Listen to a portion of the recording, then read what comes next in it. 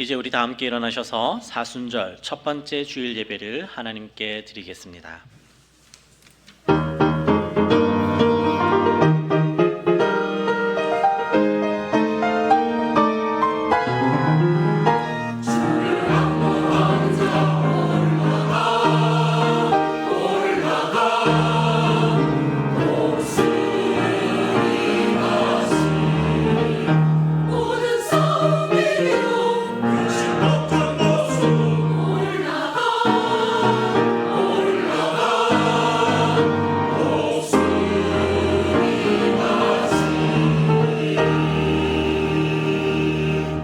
그가 찔림은 우리의 허물 때문이요 그가 상함은 우리의 죄악 때문이라. 그가 징계를 받음으로 우리는 평화를 누리고 그가 채찍에 맞음으로 우리는 나음을 받았도다. 우리는 다 양 같아서 그릇 행하여 각기 제 길로 갔거늘 여호와께서는 우리 모두의 죄악을 그에게 담당시키셨도다. 하나님은 영이시니 예배하는 자가 영과 진리로 예배할지니라. 거룩하신 하나님, 우리의 죄를 사하시려고 십자가를 지신 예수님을 묵상하면서 사순절 첫 번째 주일 예배를 드립니다. 우리의 영안을 열어주사 독생자를 이 땅에 보내주신 성부 하나님의 사랑을 깨닫게 하시고 하늘 아버지의 뜻에 순종하여 십자가에 달려 속량을 이루신 예수님의 은혜를 체험하게 하여 도와주시옵소서. 예배하는 이 시간 우리 마음에 성령의 가마를 주셔서 우리도 예수님처럼 십자가를 지는 결단이 있게 하여 주옵소서. 예수님의 이름으로 기원하옵나이다. 아멘. 나는 전능하신 아버지 하나님 천지의 창조주를 믿습니다. 나는 그의 유일하신 아들 우리 주 예수 그리스도를 믿습니다. 그는 성령으로 잉태되어 동정녀 마리아에게서 나시고 본디오 빌라도에게 고난을 받아 십자가에 못 박혀 죽으시고 장사된 지 사흘 만에 죽은 자 가운데서 다시 살아나셨으며 하늘에 오르시어 전능하신 아버지 하나님 우편에 앉아 계시다가 거기로부터 살아있는 자와 죽은 자를 심판하러 오십니다. 나는 성령을 믿으며 거룩한 공교회와 성도의 교제와 죄를 용서받는 것과 몸의 부활과 영생을 믿습니다. 아멘.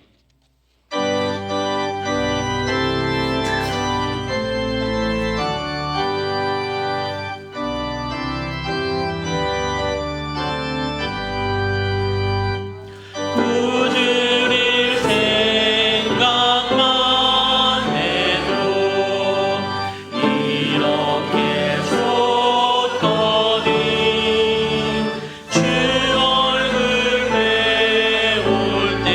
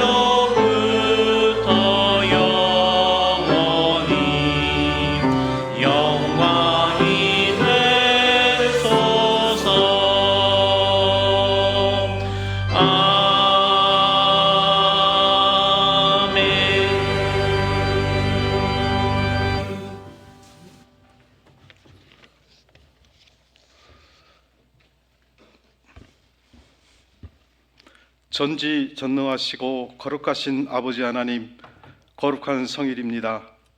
하나님의 선택하신 자녀들을 예배의 자리에 불러주시니 감사드립니다. 저희를 사랑하사 날마다 동행하여 주시고 작은 신음일지라도 응답하여 주신 은혜 감사드립니다. 영과 진리로 예배드리는 이 시간, 하나님의 자녀로서 본분을 다시 다짐하며 예배드리게 하신 예수님, 사망의 음침한 골짜기를 다니며 유혹과 시험에 빠져 연약한 가운데 살아오고 우리의 못난 자아로 인하여 이웃을 온전히 사랑하지 못한 죄들을 회개합니다. 아버지, 용서하여 주시옵소서. 빛의 자녀로서 말씀에 순종하여야 할 성도로서 예수님 잘 믿는 대한교회가 되기를 기도드립니다. 저희가 본향을 하여 갈 수 있도록 은혜 베풀어 주시는 하나님, 기쁨도 아픔도 함께 하시어 너는 내 아들이라 말씀하시며 오늘날 내가 너를 낳았도다 하시고 예배의 자리로 부르신 하나님, 하나님의 살아계신 말씀을 묵도합니다. 복음의 말씀이 저희의 눈과 귀로 역사하시어 저희의 심령을 기경시키시며 영적 능력을 솟생케 하시고 말씀에 순종하며 행함이 있는 성도로서 복음의 아름다운 소식을 전하는 발걸음들이 되기를 기도드립니다. 주의 말씀의 맛이 내게 어찌 그리 단지요. 이 시간 주님의 목자를 통하여 살아계신 하나님의 말씀이 선포될 때에 말씀의 단맛을 알게 하여 주시고 이 말씀의 맛을 알아 누리고 전하게 하시며 지금은 은혜 받을 만한 때이며 진리가 되시는 주님이 다시 오실 구원의 날이 다가왔음을 선포하는 대한교회 되기를 기도드립니다. 이제 세상 유혹과 욕심, 옛 습관들을 벗어버리고 하나님의 말씀에 순종하고 충성하며 땅 끝까지 이르러 증인이 되는 성령 충만한 대한교회 되기를 기도드립니다. 이 시간도 교우들이 간구하는 기도를 드립니다. 환우들의 고통과 아픔을 아시는 예수님, 여호와 하나님 아버지, 환우들을 통하여 영광받아 주시옵소서. 육신의 병이 낫기를 간구하는 환우들이 강하고 담대한 믿음으로 두려워하지도 아니할 것은 나의 하나님 여호와의 치유와 회복의 은혜가 있을 믿습니다. 육신의 고통을 통하여 기도하게 하신 하나님, 저희 모두가 영육간의 강건함을 통하여 그리스도 예수 안에서 협력하여 하나님 나라가 이 땅 위에 이루어지기에 부족함이 없도록 예수님 잘 믿는 대한교회 되기를 기도드립니다. 믿음의 다음 세대인 자녀들을 위해 기도합니다. 하나님, 다음 세대인 자녀들이 키가 자라며 강하여지고 하나님의 은혜로 인하여 지혜가 충만하여지게 하시며 하나님의 은혜가 저희 아이들의 위에 늘 임하여 주시어서 하나님을 아는 지식과 믿음이 충만하여지기를 기도드립니다. 저희 자녀들의 믿음의 삶이 하나님 부르시기까지 하나님의 말씀 순종하고 살아가며 하나님 말을 사랑하며 찬양하는 믿음과 성령이 충만한 자녀들이 되기를 기도드립니다. 이 시간도 열방을 하여 땅끝까지 이르러 증인된 사명 감당하는 선교사들을 기억하여 주시며 선교의 사명 감당하기에 부족함이 없도록 가정의 평안과 건강을 더하여 주시고 기도와 물질로 협력하는 대한교회 되기를 기도드립니다. 하나님을 찬양합니다. 온 맘 다해 정성 다해 준비한 아가페 찬양대의 찬양을 기뻐 흠양하여 주시며 온 교우들의 기도와 감사로 영광 드리는 찬양의 복된 시간 되기를 기도드립니다. 이 시간도 예배를 듣기 위하여 각 부서에서 섬기기를 잘 감당하는 각 부서들의 손길 위에 천국에서 해같이 빛나는 은혜 내려질 줄로 믿습니다. 모든 것 감사드리오며 예수 그리스도의 이름으로 기도드립니다. 아멘.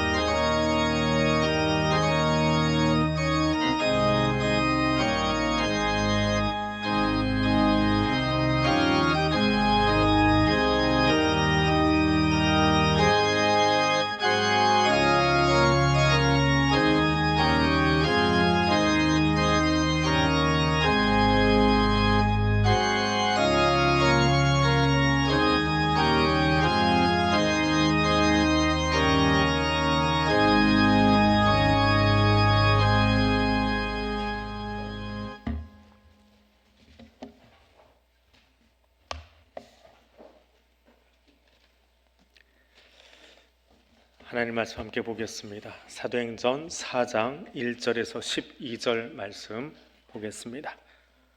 신약성경 191쪽에 있습니다. 사도행전 4장 1절에서 12절 말씀 읽어드립니다. 사도들이 백성에게 말할 때에 제사장들과 성전 맡은 자와 사두개인들이 이르러 예수 안에 죽은 자의 부활이 있다고 백성을 가르치고 전함을 싫어하여 그들을 잡음에 날이 이미 저물었으므로 이튿날까지 가두었으나 말씀을 들은 사람 중에 믿는 자가 많으니 남자의 수가 약 5천이나 되었더라. 이튿날 관리들과 장로들과 서기관들이 예루살렘에 모였는데 대제사장 안나스와 가야바와 요한과 알렉산더와 및 대제사장의 문중이 다 참여하여 사도들을 가운데 세우고 묻되 너희가 무슨 권세와 누구의 이름으로 이 일을 행하였느냐. 이에 베드로가 성령에 충만하여 이르되 백성의 관리들과 장로들아, 만일 병자에게 행한 착한 일에 대하여 이 사람이 어떻게 구원을 받았느냐고 오늘 우리에게 질문한다면 너희와 모든 이스라엘 백성들은 알라. 너희가 십자가에 못 박고 하나님의 죽은 자 가운데서 살리신 나사렛 예수 그리스도의 이름으로 이 사람이 건강하게 되어 너희 앞에 섰느니라. 이 예수는 너희 건축자들의 버린 돌로서 집 모퉁이의 머릿돌이 되었느니라. 다른 이로서는 구원을 받을 수 없나니 천하 사람 중에 구원을 받을 만한 다른 이름을 우리에게 주신 일이 없음이라 하였더라. 아멘.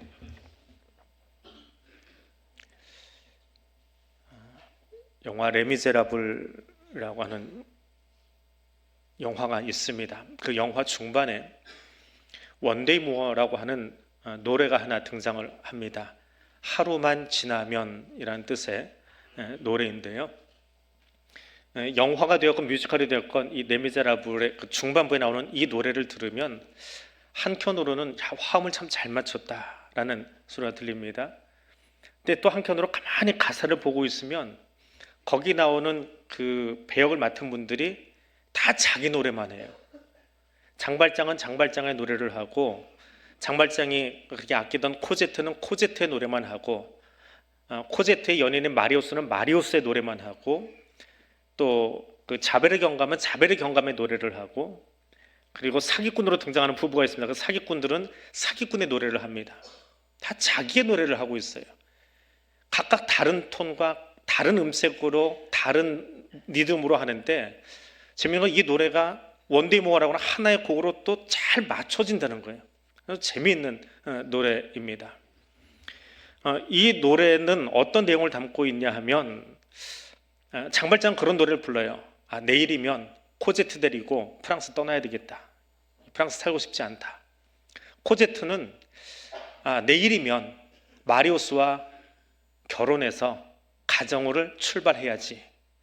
자벨의 경감은 내일 혁명이 일어난다고 내가 첩보를 들었는데 분명히 이 혁명은 장발장이 주도한 거야. 가만 놔두나 봐라. 내일 다 잡아 죽일 거야.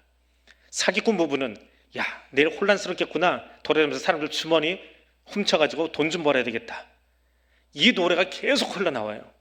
그러니까 가사를 띄워놓고 보면 뭐 이거를 하나의 곡으로 만드나 싶은데, 그냥 음으로만, 잘 모르는 프랑스니까 그냥 음으로 들으면 노래가 굉장히 멋있습니다. 그게 원데이 모어라고 하는 노래인데요.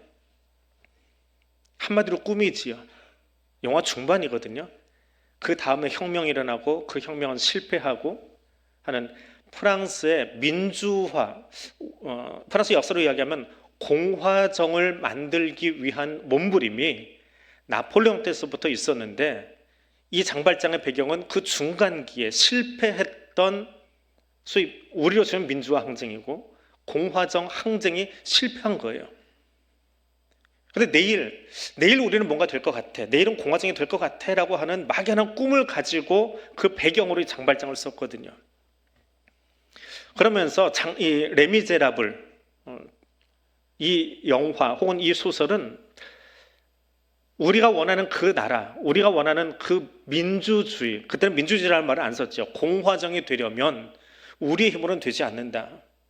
이 역사를 뚫고 역사 위에 있는 어떤 존재가 역사 안으로 들어와서 우리를 바꾸어 주어야 비로소 공화정이 시작할 수 있다. 이건 우리 힘으로 되지 않는 거야 라고 이야기를 합니다. 그런데 소설은, 이 영화는 이 소설 혹은 영화 초반부에 이미 답을 제시하고 있어요. 어떻게 하면 가능하냐? 어떻게 하면 가능하냐? 출소한 장발장이 성당을 찾아갑니다. 그리고 그날 밤 음식을 얻어먹지요. 근데 그날 무슨 짓을 해요? 성전 집기를 잡고 도망가 버립니다. 그러다 잡혔어요. 경찰한테 잡혀가지고 끌려옵니다. 그리고는 그 미리엘 주교 앞에 세워놔요. 이 사람이 이거 훔쳐간 거 맞지 않습니까? 그랬더니 미리엘 주교가 뭐라고 그래요? 아니 내가 저것까지 가져가라고 그러는데 왜 이것만 가져갔냐고. 이거 내가 준 거 맞다고. 그러면서 은식기를 더 챙겨가지고 가방에다 넣어줍니다. 그럼 장발장 입장에서는 지금 자기가 지은 죄 때문에 형벌을 받는 게 마땅한데 자기는 생각지도 못했던 은총을 입은 거잖아요. 은혜를 입은 거잖아요. 이것이 장발장을 통해서 들려주기 원했던 이 작가의 진짜 의도예요. 우리의 힘으로는 안 된다.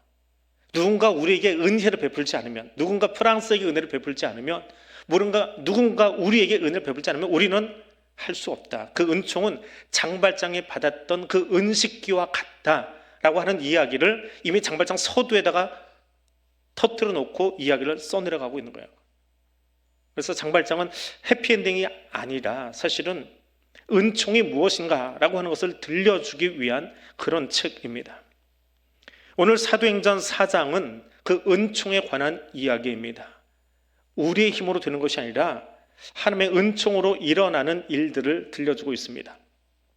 자, 3장에 이어서 4장은 솔로몬 행각, 솔로몬 성전의 가장 외곽에 있는 복도에서 이야기가 시작됩니다.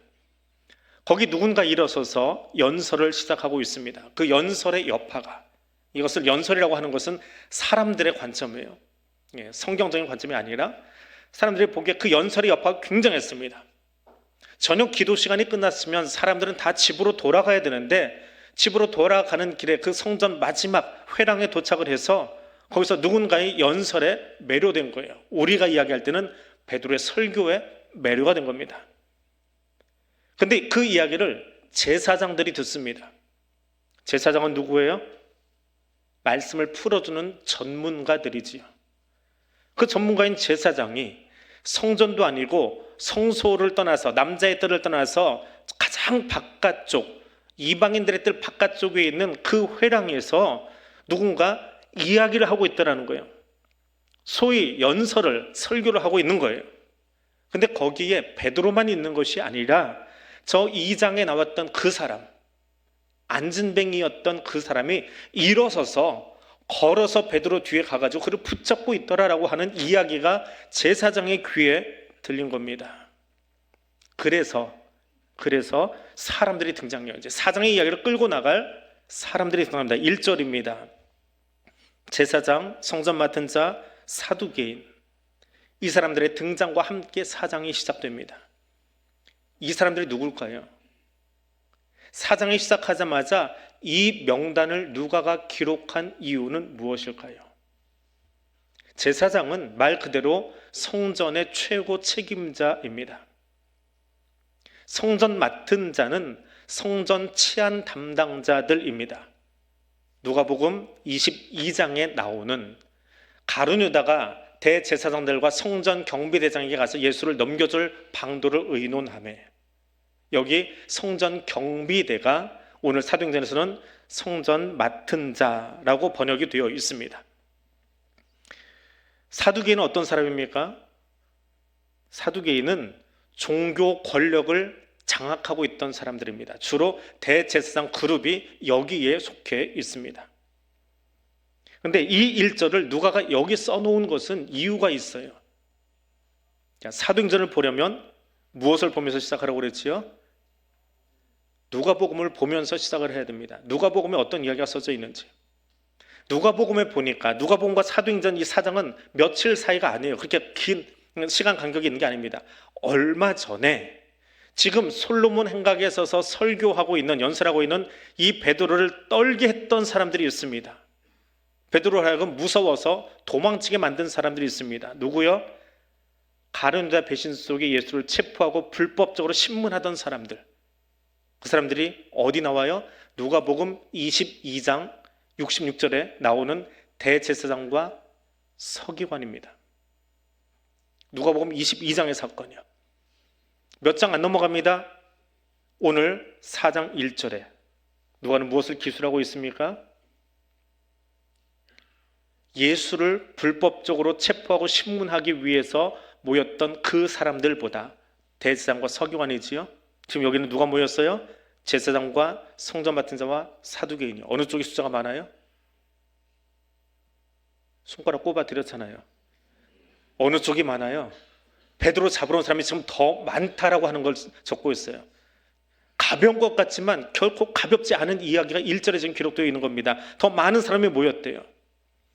그런데 이쪽에 이 숫자만 가지고 누가복음 22장의 이 숫자 가지고 베드로가 대제사장 뜰에 들어가 있다가 이 모인 사람들의 숫자 때문에 놀래가지고 너 예수와 상관 있는 사람이지라고 했더니 뭐라고 합니까? 그 22장에서 이 사람아 내가 하는 말 내가 알지 못한다 하면서 예수를 저주하고 떠나버렸어요. 울면서 떠났습니다. 이게 22장 사건이에요. 자기 생명 살리겠다고 도망쳐버린 쫄짱보입니다. 그런데 몇 장을 넘어와서 사도행전 4장에 오니까 이때보다 더 많은 사람이 모였는데 이때보다 더 힘있는 권력자들이 여기 등장해서 어떻게 해요? 이들을 가운데다 세워놓고 반원형으로 둘러싸서 베드로를 쳐다보고 있는데요. 이때는 대제사장과 서기관들이 저 집 안에 있었고 베드로는 뜰에 있다가 도망갔는데 지금은 베드로를 가운데 세워놓고 대제사장과 이 성전 맡은 치안 수비대가 애워싸고 있는데 도망가지 않고요.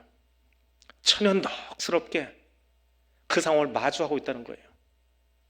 이때는 내가 아니라 예수가 끌려가는데도 도망갔는데 지금 4장에서는 이 사람들이 베드로를 잡아다가 구금하고 있는데 1절, 2절, 3절, 4절 넘어가면서 지금 그 앞으로 잡아갔는데 도망가지 않고요. 의연하게, 아니 오히려 담대하게 대처하고 있더라라고 하는 겁니다. 믿음의 쫄짱부가 대장부 되는 비결. 힘과 권력으로 가두려는 그 세상의 힘 앞에서 베드로가 가지고 있던 그 두려움을 해제시켜버리는 그 힘. 누가는 그것이 8절에서 성령 충만합니다 라고 적고 있습니다. 우리를 두렵게 하는 것들이 있습니다. 우리로 하여금 의기소침하게 하는 게 있습니다. 죽음의 공포가 나를 애워싸고 있는 그런 상황 속에 우리가 처하기도 합니다. 때로는 과거의 상처와 아픔에 나를 묶어두려고 하는 그런 심리적인 아픔이 우리 안에 있기도 합니다. 그때 성령 충만을 구하십시오. 성령을 의지하십시오. 그러면 성령이 우리를 두렵게 하는 그것으로부터 우리를 풀어주고 자유케 하고 해방시켜주는 그 일을 저와 여러분에게 허락해 주실 겁니다. 예수를 구금할 때보다 더 많은 사람들이 베드로 옆에 모였습니다. 6절에 가면 사람이 더 늘어납니다. 어떻게 해요? 6절을 보십시오. 대제사장 안나스와 가야바와 요한과 알렉산더와 및 대제사장의 문중에 다 참여해서 1절하고는 하루 차이가 납니다. 하루가 지나갔어요. 밤에는 신문하지 않겠다. 예수는 밤에 신문해놓고 이게 잘못된 거구나 라고 인식을 했나 봅니다. 그래서 밤에 신문하지 않고 하루를 지나서 낮에 베드로를 신문하는데 어제보다 더 많은 사람이 모여들었습니다. 더 많은 위압적인 힘으로, 세력으로, 숫자로 베드로 앞에 왔습니다. 그러면서 묻습니다. 솔로몬 행각에서 네가 연설할 자격을, 네가 설교할 자격을 누가 주었더냐라고 묻고 있는 겁니다. 대한교회 강대상 여기서 설교할 책임은 제게 있어요. 그게 혹 위임 목사 혹은 담임 목사라고 하는 직책입니다. 그래서 여기에 어떤 설교자를 세울 거냐, 이건 제 권한이에요. 당에서 의논하긴 하지만 제가 허락하고 허락하지 않고에 따라서 설교하느냐 마느냐라고 하는 거예요. 어떤 목사를 세우고 어떤 외부 강사를 세우고 그게 담임 목사의 권한입니다. 무슨 말이냐면 성전 안에서 누가 연설하고 설교할 거냐, 이거 누구의 권한이라고요? 제사장 권한이에요. 내가 주지 않았는데, 내가 이 강대상을 허락하지 않았는데 네가 뭔데 거기서 설교하냐, 연설하냐라고 따져 묻고 있는 겁니다. 그럼 베드로는 뭐라고 대답을 해야 돼요? 지금 제사장이 요구하는 게 있어요. 네가 허락한 건 아닌데 예수가 허락했다, 이 단어가 나와야 되는 거예요. 대제사장의 의도예요. 예수가 허락했어. 그런데 예수가 내가 지금 설교하는 것을 허락해서 예수의 권위로 이 설교를 하고 있어 라고 이야기하면 상황이 어떻게 돌아갑니까? 예수는 며칠 전에 정치범으로 몰아서 사형시킨 죄수예요. 근데 그 사형수가 내게 허락해서 설교했다. 그럼 나는 누구와 동질이 되는 거예요? 그 정치범인 예수와 동격이 되는 거예요. 그 순간에 앞뒤 안 가리고 베드로를 죽여도 되는 상황이 벌어지는 겁니다. 그 이름 꺼내라는 거예요. 그 예수 때문에 네가 설교했다라고 한마디만 하라는 거예요. 사형수의 동조자로 몰아서 죽이겠다라고 하는 의도가 깔려있는 질문입니다. 여러분, 꼬투리 잡으려고 덤벼드는 사람 살펴보면 의중이 보이긴 해요. 참 비열합니다. 그런데 그때 우리는 어떻게 해야 될까? 참 머릿속이 복잡하지요. 예수님은 우리가 그런 세상 속에 나가서 살아야 된다라고 하는 것을 아셨어요. 그래서 마태복음 10장에서 이렇게 말씀하십니다. 내가 너희를 보냄이 양을 이리 가운데 보내는 것과 같다. 그래서 너희는 뱀같이 지혜롭고 비둘기같이 순결해라. 주님 말씀하십니다. 말씀을 우리가 잘 압니다. 암송도 하지요. 근데 세상 살다 보면 뱀같이 지혜롭게 사는 것이 쉽던가요? 늘 그런 지혜가 우리에게서 뿜뿜 쏟아져 나오던가요? 근데 누가는 이야기합니다. 주님이 말씀하신 그 내용, 뱀같이 지혜롭고 비둘기같이 순결하라. 어떻게 하면? 8절입니다. 베드로가 성령이 충만하여 이르되, 내가 배워서 내가 학식에 뛰어나서 되는 것이 아니라 성령이 충만하면 된다라고 하는 겁니다. 그리고 이 말은 더 놀라운 표현인데, 베드로가 성령이 충만하여서 계속해서 성령이 이끄신 대로 말했다라고 하는 그런 표현입니다. 그러니까 8절 이하로 시작해서 사도행전 4장이 마칠 때까지 나오는 이야기는 겉으로는 베드로가 한 연설이에요. 베드로가 한 설교예요. 베드로가 한 주장입니다. 베드로의 변호입니다. 그런데 실상은 8절에 답이 있어요. 성령이 베드로의 입을 통해서 계속해서 성령이 말씀하셨다라고 하는 표현이에요. 그것이 성령 충만하다라고 하는 말의 원뜻입니다. 성령이 그를 주장한 거예요. 그 말씀은 누가복음의 성취이기도 합니다. 항상 누가복음과 같이 보라고 그랬지요. 예수님이 제자들에게 이렇게 말씀하셨어요. 사람이 너희를 회당이나 위정자나 권세 있는 자 앞에 끌고 가거든. 근데 저 상황이 좀 벌어졌잖아요. 사내들이 끌려갔잖아요. 어떻게 무엇으로 대답할까 염려하지 말아라. 우리 올가매려고 예수 이름 나오게 하려고 죽이려고 작정했는데 우리 어떻게 될까? 그때 어떻게 해주신다고요? 마땅히 할 말을 성령이 곧 그때 너에게 가르치시리라. 예언적인 말씀이지요. 누가 보면 주님이 그렇게 이야기했을 때 제자들은 몰랐을 겁니다. 그게 어떤 의도인지. 근데 저 문장이 누가 보면 12장 11절 12절의 저 말씀이 사도행전 4장에 와서 그대로 성취된 현장, 그대로 보여진 현장이 바로 이 대목입니다. 세상이 우리를 누르려고 할 때, 세상이 우리를 자신의 틀 안에 가두려고 할 때 마땅히 말할 것이 무엇인지 알려주시고 억압의 틀 안에서 풀어주시는 분, 자유하게 하시는 분, 그분이 성령 하나님이십니다. 사탄은 종종 우리를 속입니다. 우리가 세상에서 영향력 있는 자리에 서면 그 영향력 때문에 복음도 더 잘 전할 수 있고 더 효과적일 거다라고 속입니다. 물론 좋은 도구가 될 수는 있어요. 우리가 어떤 높은 자리에, 좋은 자리에, 좀 배운 자리에 있으면 없는 것보다는 낫겠지요. 그러나 만약에 그것이 정답이라면 예수는 실패자지요. 저주받은 십자가 위에, 나무 위에 매달린 죄수니까 말입니다. 실패도 그런 실패가 없습니다. 십자가에 매달린 예수의 복음이 얼마나 효과가 있겠습니까? 복음의 능력은 내게 있는 것이 아닙니다. 우리에게 있는 것이 아닙니다. 성령께서 제자에게, 교회에게, 성도에게 지혜를 주시고 함께 하시기 때문에 그 복음이 능력을 갖는 것입니다. 성령께서 역사하시면 그 다락방에 모였던 사람들 각 사람 머리 위에 불같이 성령이 임하셔서 그들의 입술을 열게 해주시고, 성령이 임하시면, 성령이 충만하게 되면 베드로의 설교에 마음이 불타올라서 5천 명이 회개하고 돌아옵니다. 베드로가 한 것이 아니라, 사도들이 한 것이 아니라 성령께서 이 일을 하십니다. 성령 하나님은 제자된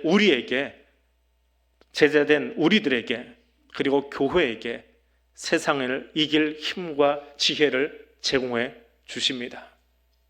그 성령 충만함으로, 성령께서 주시는 능력으로 오늘 여러분의 삶의 자리로 나아갈 수 있게 되기를 축복합니다. 성령 하나님이 베드로의 입을 통해서 말씀하셨습니다. 동일하게 성령 하나님은 지금도 저와 여러분의 입을 통해서 말씀하기를 원하고 계십니다.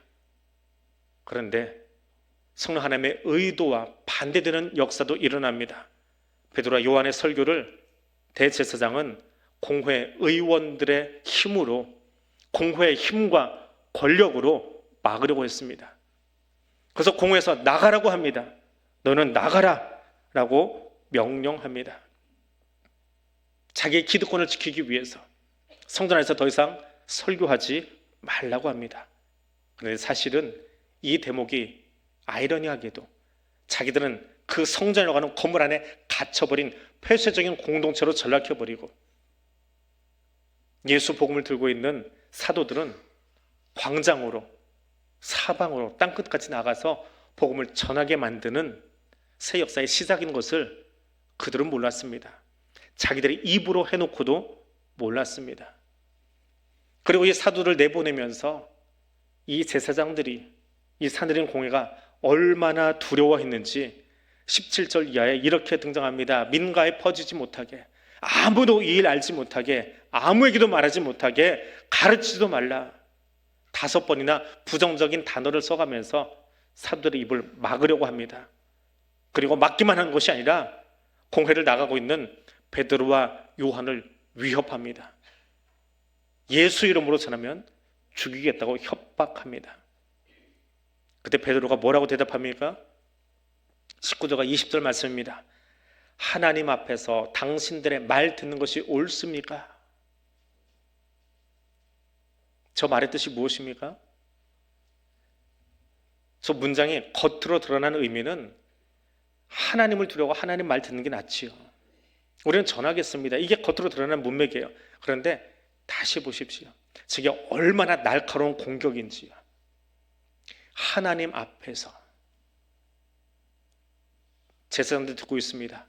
하나님 앞에서, 당신들 지금 하나님 앞에 서 있습니까? 제사장의 직책이 무엇입니까?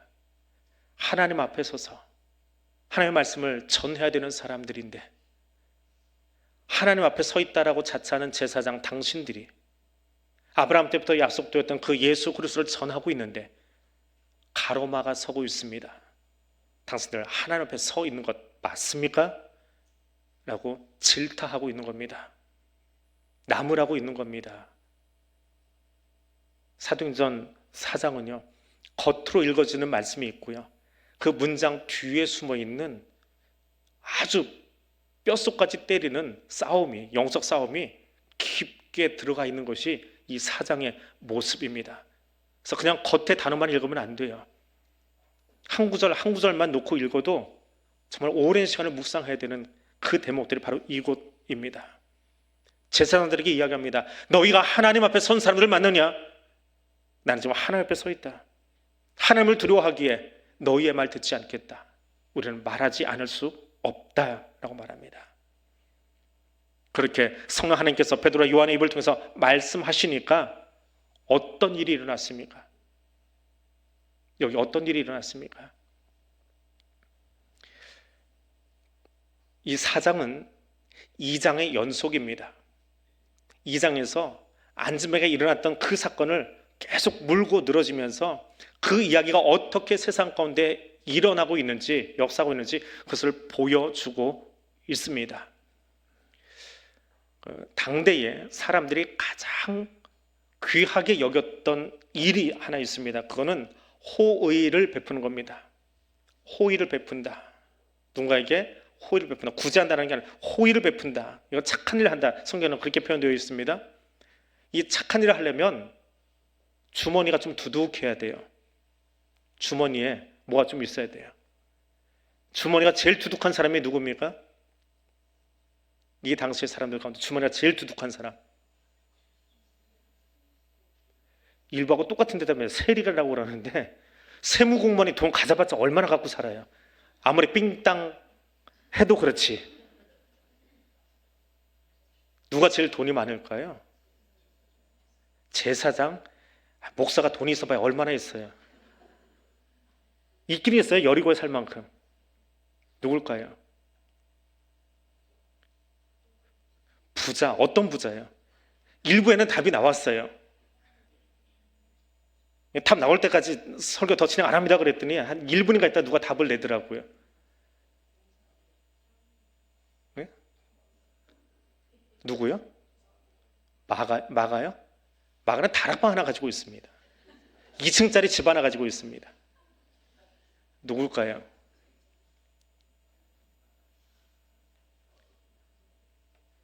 이 당시에 로마라고 하는 사회에서 가장 주머니가 두둑한 사람, 예? 황제예요. 황제하고 세리를 어떻게 갖다 댑니까? 황제 주머니하고 대상 주머니를 어떻게 갖다 댑니까? 황제예요. 그럼 호의를 가장 많이 베풀 수 있는 사람은 누구라고요? 황제예요. 어떻게 해요? 콜로세움을 통째로 대관해가지고 거기 검투사 다 동원해서 로마 시민들 무료 입장시켜가지고 봐라 너희 신나게 해줄게 검투사 싸움시켜요. 그 황제가 내는 돈으로 운영하는 거예요. 황제가 시민들에게 베푸는 호의예요. 그럼 시민들은 귀족들은 거기 가서 박수 치면서 신난다 황제 씨가 잘하셨습니다 최고입니다 저 사람 죽이세요. 이거 왜 그러는 거예요? 황제가 시켰으니까 재밌어서 하는 거예요. 황제 호의에 대한 답이에요. 마을에도 부자가 있겠지요. 마을에도 부자가 있어요. 지역 유지가 있습니다. 지역 유지들은 어떤 일을 할까요? 제가 대한민국에 살면서 딱 한 번 이때 부자들이 하는 일을 경험할 뻔한 적이 있습니다. 이태원에 살 때. 이태원에 있는 교회에서 전임할 때요. 모 그룹에서 그룹 총수가 그 근처에 살거든요. 이태원 재개발 우리가 해줄게. 대신에 지하철 우리가 다 깔아줄 테니까 도로를 자기네 집 쪽으로 이렇게 크게 낼 수 있게 허락해달라고 서울시에다 요청을 했습니다. 근데 그때 서울시장을 제가 존경해요. 누군지 이름은 기억 안 나는데 거절했습니다. 도로가 사기업의 편의를 위해서 제공되는 건 아니다. 만약에 그때 제공했으면 이태원의 지하철 20년 전에 깔렸을 겁니다. 근데 정부에서 그 돈 내가면서 그 지하 깊은 곳에다가 6호선인가요? 그거 까느라고 시간 더 오래 걸렸어요. 근데 그때 그 정치와 경제가 결탁할 뻔했던 것을 서울시장이 거절했습니다. 근데 이 당시에는 마을의 진짜 부자는 뭐 하는 사람이냐? 도로 깔아주는 사람이야. 자기 돈으로 건물 지어주는 사람이에요. 마을회관 지어주는 사람이에요. 이게 돈 있는 사람들이 마을 사람들에게 호의 베푸는 거예요. 뭘 가지고 호의를 베풀어요? 뭘 가지고요? 돈 가지고요. 성경에 나오는 표현으로 하면 2장에 나오는 표현으로 하면 베드로가 얘기했어요. 나는 그거 없다고. 나는 은과 금 없다고요. 그 이야기하고 있는 거예요. 그 얘기에서는 끝나지 않고 있는 이야기라고요. 사도행전 장별로 보지 마세요. 통으로 보세요. 베드로가 지금 이야기하고 있는 거예요. 황제는 돈 가지고 검투사 동원해서 너에게 쾌락을 제공해주고 마을의 부자들은 돈 가지고 은금 가지고 길 깔아주는데 나는 그 은과 금 없어요. 근데 나는 뭘 해요? 예수의 이름으로 너에게 호의 베풀 거예요. 호의라고 하는 단어예요. 오늘 본문에서는 착한 일이라고 나옵니다. 착한 일 할 거야. 황제는 은금으로 검투사하는 착한 일 너에게 해주지만 부자는 은금 가지고 도로 깔아주는 착한 일 하지만 나는 은금은 없어. 근데 무엇으로? 나사렛 예수 이름으로 어떤 호의를 베풀어요? 콜로세움 대관했습니까? 도로 깔았습니까? 아니요. 생명을 베풀었어요. 생명의 역사가 있게 했어요. 그 2장의 이야기를 마무리하는 것이 4장입니다. 그리고 그 생명 역사가 이제 끝나지 않고 계속해서 진행될 거라고 하는 것이 사도행전입니다. 이거 놓치면 사도행전 볼 수 없어요. 이거 놓치면 하나님의 선교, 하나님의 아름다움을 볼 수 없습니다. 성령 하나님은 지금 베드로의 입을 통해서 귀족들이 하고 있던 은과 금으로 하고 있던 세상의 호의가 아니라, 권력으로 만들어진 거짓 호의가 아니라 나사렛 예수의 이름으로 누구도 가둘 수 없는, 누구도 막을 수 없는 생명의 역사를 지금 펼치고 있다라고 하는 것을 힘주어서 이야기하고 있는 겁니다. 이것이 오늘 본문입니다. 말씀을 맺습니다. 베드로가 좀 적당히 할 수 있습니다. 안전뱅이를 일으켜놓고 누구의 이름으로 누가 시켜서 했느냐라고 할 때에 베드로는 이렇게 말할 수 있습니다. 하나님의 은혜로 되었지요. 맞는 말입니까? 틀린 말입니까? 안전뱅이가 이런 건 하나님의 은혜입니다. 맞아요? 틀려요? 맞지요? 문제되지 않지요? 베드로가 그렇게 이야기했으면 별 문제 없이 4장은 한 7절쯤에서 끝나버렸을 겁니다. 제사장도 흡족하고요. 하나님이 했다는데 뭘 할 거예요? 근데 그걸 예수가 했다라고 말하면 문제가 달라집니다. 자기 생명 걸어야 돼요. 자기 목을 걸고 그 이름을 외쳐야 되는 겁니다. 베드로 적당히 할 수 있었습니다. 그를 가두고 그를 억압하려고 하는 세상의 힘 앞에서 적당히 할 수 있었습니다. 그러나 그는 적당히 하지 않았습니다. 예수 이름으로 말합니다. 너희가 십자가에 못 박은 예수가 다시 살아나셨고 그 예수의 이름으로 이 안전뱅이가 일어났다. 그리고 그 예수의 이름으로 내가 이 땅에 생명의 호의를 성령께서 베풀어주고 계신다. 너희가 막지 못한다. 하나님은 그 생명사를 지금도 진행하고 있다. 그 이야기를 하고 있는 겁니다. 생명의 역사를 가두려는 힘과 풀려는 힘, 막으려는 자와 전하려는 자의 싸움은 2000년 전에도 그리고 지금도 진행형입니다. 예수 생명의 복음을 나누어주고 생명의 역사를 전하는 여러분, 여러분의 언변과 여러분의 능력과 여러분의 힘이 아니라 성령께서 주시는 지혜와 능력으로 충만해서 세상에 나가시기를 바랍니다. 하나님께서 여러분을 통해서 이 땅에 생명의 역사를 펼쳐가기를 원하고 계십니다. 그 하나님의 손에 붙들린 저와 여러분 될 수 있기를 소원합니다. 같이 기도하겠습니다. 성령 충만함으로 일어서기를 원합니다. 뱀 같은 지혜와 비둘기 같은 순결함의 제자가 될 수 있기를 원합니다. 예수의 이름으로 생명의 역사를 전하는 자, 생명의 역사를 전하는 교회가 될 수 있기를 원합니다. 성령 하나님, 이 일 감당할 수 있도록 우리에게 지혜와 능력을 더하여 주옵소서. 우리 2분 정도 통성으로 같이 기도하겠습니다. 사랑의 하나님 감사합니다. 내게 은과 금은 없지만 세상 사람들이 자랑하는 그 은과 금으로 도로를 깔아주고 건물을 지을 만한 능력은 내게 없지만 그러나 주님 성령 하나님께서 우리에게 주신 그 능력으로 성령 충만함으로 이르소서. 이제는 나의 언변과 나의 힘과 나의 능력이 아니라 하나님이 주시는 그 뱀같은 지혜와 빌같은 순결함을 가지고 나아가는 제자 되기를 원합니다. 예수의 이름으로 그 누구도 가두거나 막거나 할 수 없는 자유케 하는 그 생명의 역사를 전하는 성도와 교회 될 수 있기를 원합니다. 하나님의 아름다움을 전하는 교회가 될 수 있기를 원합니다. 하나님, 이 일은 내 힘으로 감당할 수 없습니다. 하나님, 이 일은 내 능력으로 할 수 없습니다. 성령 하나님께서 교회에게, 성령 하나님께서 머리 숙인 주의 백성들에게 그 지혜를 주실 때, 그 능력을 주실 때 우리는 비로소 이 사명을 감당할 수 있는 제자들이 되어지는 줄 믿습니다. 오늘 그 말씀을 읽었습니다. 오늘 그 말씀의 주인공이 또한 내가 되어보고 싶습니다.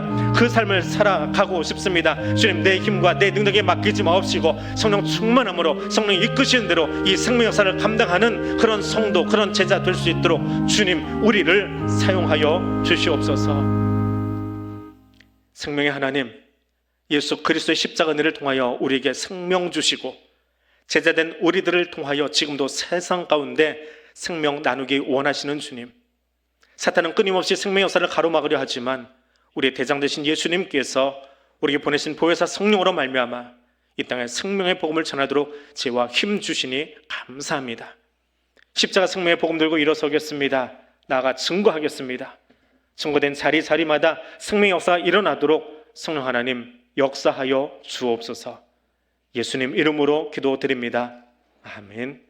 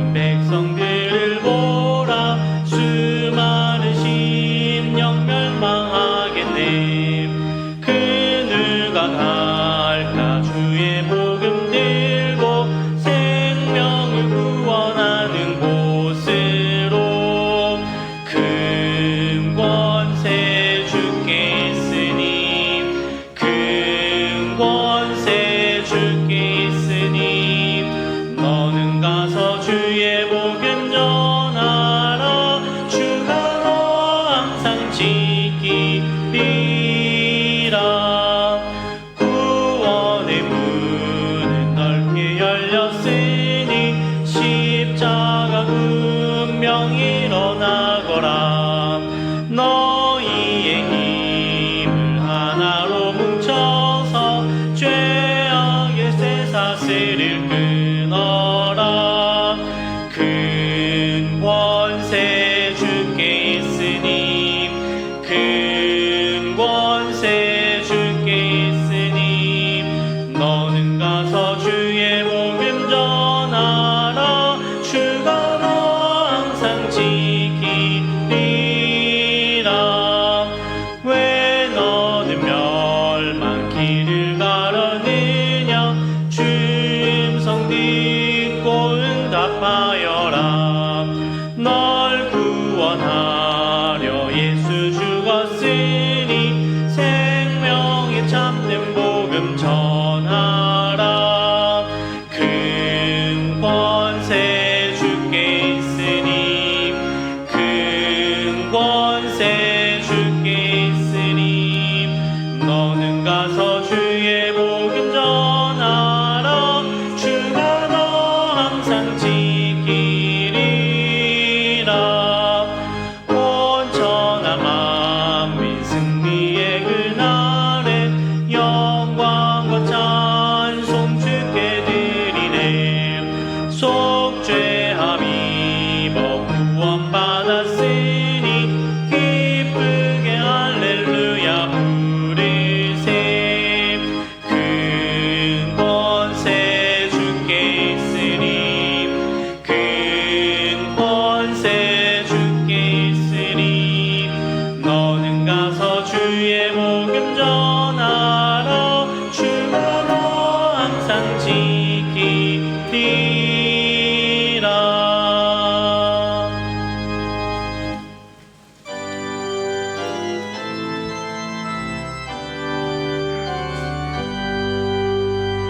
나의 생명 드리니 주여 받아 주셔서 세상 살아갈 동안 찬송하게 하소서.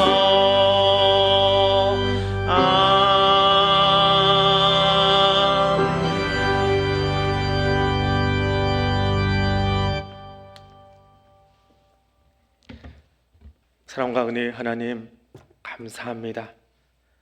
죄로 말미암아 죽었던 우리들에게 예수 그리스도의 십자가 은총을 통하여 새로운 생명의 사람으로 새로운 피조물로 삼아주시고 하나님 자녀 되게 하시며 하나님 나라를 향하여 영생을 소유한 자로 나아갈 수 있도록 인도하여 주시니 감사드립니다.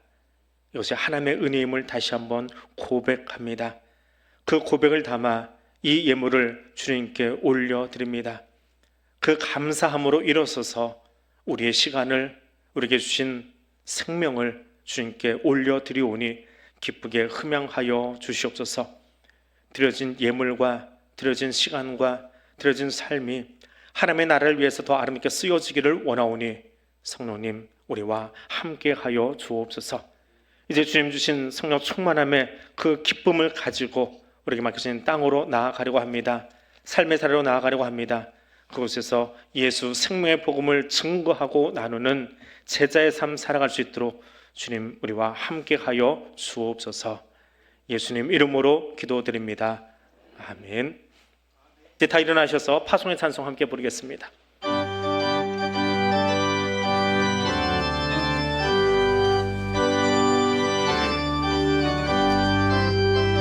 빛의 사자들이어서 가서 어둠을 물리치고 주의 진리 모르는 백성에게 복음의 비비처럼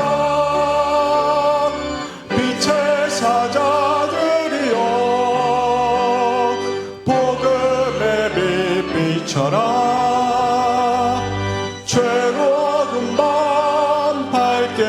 비춰라 빛의 사자들이여.